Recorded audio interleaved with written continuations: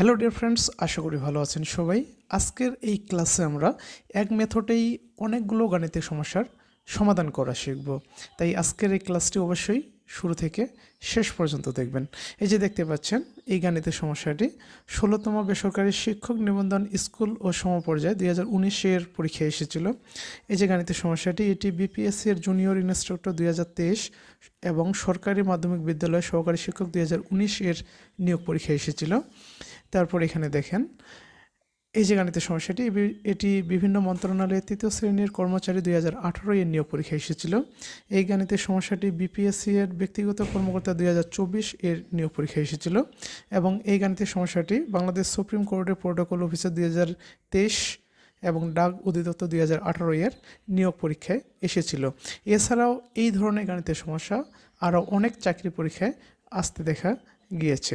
তাই আজকের এই গাণিতিক সমস্যাগুলোর মধ্যে যে কোনো একটি গাণিতিক সমস্যার সমাধান করা শিখলেই আপনি সবগুলো গাণিতিক সমস্যার সমাধান করতে পারবেন।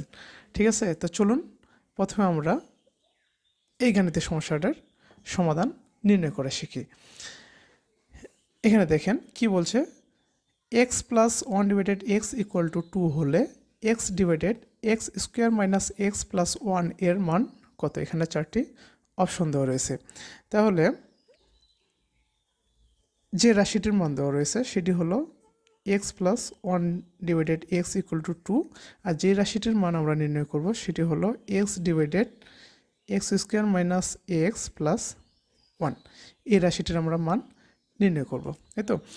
তো এখানে যে রাশিটি দেওয়া রয়েছে, এই রাশিটিকে জাস্ট এর যে ফর্মে আছে এটার, অর্থাৎ যে চেহারায় আছে এই চেহারাটি শুধুমাত্র একটু চেঞ্জ করব, তাহলে আমরা সহজেই এই গাণিতিক সমস্যাটির সমাধান নির্ণয় করতে পারবো। সেটা কীরকম, এটা দেখেন, x প্লাস 1 ডিভাইডেড x, তাই না? যেহেতু এটা ভগ্নাংশ, তার মানে কি এটা ভগ্নাংশের যোগ অনুসারে আমরা যোগ করে নেব। যেহেতু এটা x, এর নিচে কোনো কিছু দেখতে পাচ্ছি না, তার মানে কি 1 রয়েছে, তাই না? ভগ্নাংশের যোগ যেভাবে করে ঠিক সেভাবে আমরা এখানে এখন যোগটা করব। তাহলে দেখেন, ভগ্নাংশের যোগ নিয়ম অনুসারে কী করতে হয়, হরগুলোর লসাগু করতে হয়। তার মানে কি 1 আর x এর লসাগু করলে কি হবে, লসাগু xই হবে।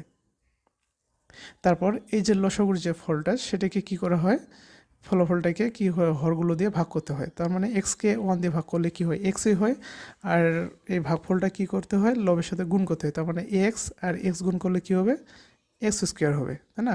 প্লাস এক্সকে এক্স দিয়ে ভাগ করলে 1 এই লব 1 যে রয়েছে 1-এর সাথে 1 গুণ করলে কি হয়, 1a হয়, ইকুয়াল টু 2। এখন দেখেন আমরা আড়াআড়ি গুণ করব।